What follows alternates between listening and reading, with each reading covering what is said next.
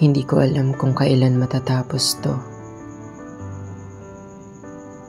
Kasi hindi ko din alam kung paano simulan. Basta ang alam ko lang pagod na ako. Kakaisip ng mga mangyayari. Kakahanap ng totoong makakabuti. Kung sino ang pakikinggan. Kung dadaan ba sa kaliwa o kakanan. Para akong nangangapa sa dilim. Walang makitang direksyon. Nabubulag pa rin sa kahapon.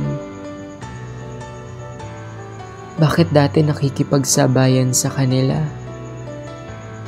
Bakit dati hindi ako natatakot at nahihiya? Dati ang galing-galing ko naman. Kaya ko makipagkwentahan, talastasan, umabot ng sertipiko para sa karangalan. Pero ngayon, nawala maski inspirasyon. Gusto ko man umusad at sumulong. Hindi na ako ganun kagaling at karunong. Na para bang lahat ng ito'y ningas kugon. Masaya na yata sa akin ang buhay. Sa simpleng pagsira nito. Pag-inom ng alak, pagsindi ng sigarilyo. Mangarap, matulog, kumain at mag-ehersisyo.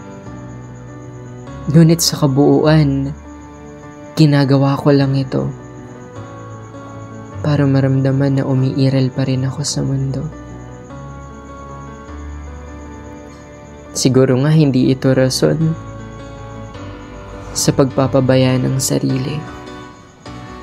Baka sinukuan ko lang at tuluyan naging irresponsable. Sana lang dumating man ang direksyon kung saan kaya ko nang tapusin ang hindi ko pa nasisimulan.